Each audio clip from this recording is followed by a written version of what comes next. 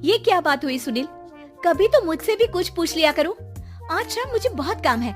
मुझसे पूछे बिना तुमने हाँ क्यों बोला? ओहो, तो अब पूरे दिन घर में खाली ऐश करने पर भी मैं तुमसे पूछूं कि बिजी तो नहीं हो?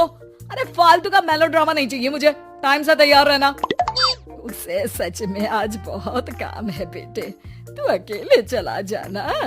पहले पैसे कमा कर इनके खर्चे उठाओ और फिर नाटक देखो जरा। दोनों बाप बेटे हमेशा की तरह दोनों सास बहू को कड़वी बातें सुनाकर ऑफिस चले जाते हैं, जिसकी अब आदत होने पर वो दोनों भी किसी से कुछ बोले बिना अपने काम में लग जाती हैं। इसी तरह सुबह से शाम हो जाती है। मम्मी, समझ नहीं आ रहा, इतने सारे काम पड़े हैं जो कल सुबह तक अगर पूरे नहीं किए तब भी हम पर ही इल्जाम आएगा, और अगर पार्टी में नहीं गई तब भी सुनाएंगे। अरे इन कहो की तो आदत हो गई है बेफिजुल काय काय करने की। तू तैयार हो जा, काम मैं संभाल लूंगी। अब नेहा सुनील के घर वापस आने से पहले ही तैयार हो जाती है, जिस पर वो सुनील के आते ही पार्टी के लिए चले जाते हैं। वहाँ पहुंचकर हमेशा की तरह सुनील अपने दोस्तों में बिजी हो जाता है और नेहा एक कोने में खड़ी रहती है। रात बीतती है और अगली सुबह एक बार फिर वही रूटीन शुरू हो जाता है। इन लोगों को हमारे काम और जिंदगी की कोई अहमियत क्यों नहीं है? इन्हें कब समझ में आएगा कि घर में रहने वाली औरतें सिर्फ आराम नहीं करती।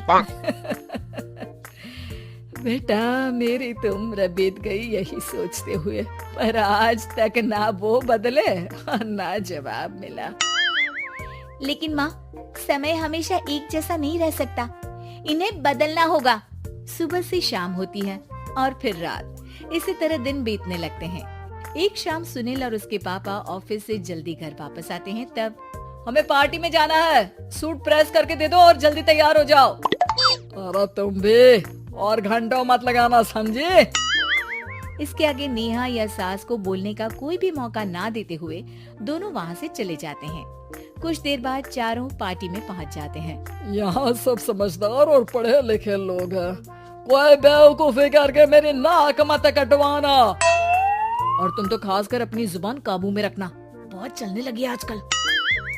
आप लोगों की शायद हमेशा हर जगह हमें इंसल्ट करने की आदत बन गई है। अच्छा, जब शॉपिंग पर मेरे ही पैसे उड़ाती हो तब ये बगावत याद नहीं आती होगी? काम न काज की दुश्मन अनाज की।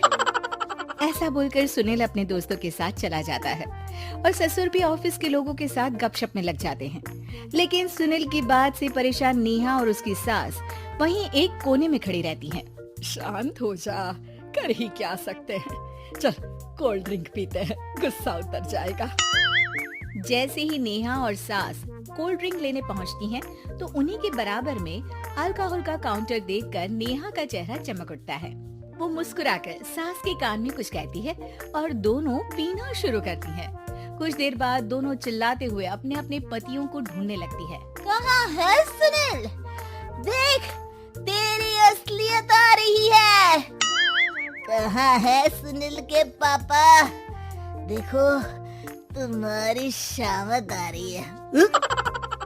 ये नजारा देखकर पार्टी वहीं थम जाती है। सब लोग उन्हें ही देखने लगते हैं। ये है मेरे पति। अरे काहे के पति? इनसे शादी करके तो मेरी किस्मत है फूटी। और ये मेरे पति, जिन्हें पति बोलने में मुझे आती है शर्म बड़ी। चलो आज आप लोगों को इनके असली रूप से मिलाते हैं, जिसमें ये अपनी पत्नियों की रत्ती भर भी इज्जत नहीं करते। हर समय उन्हें खरी खोटी सुनाते रहते हैं। हर जगह बिना मौका और माहौल देख उनकी सेल्फ रिस्पेक्ट की धज्जियां उड़ाते रहते हैं। क्या बोलते हो कि घर में रहकर हम करते ही क्या है? अगर ऐसी बात है तो कल से खुद अपने कपड़े धोना, प्रेस करना, सब्जी खरीदना, खाना बनाना और पसंद ना आने पर दोबारा बनाना, जैसे हम करते हैं ना।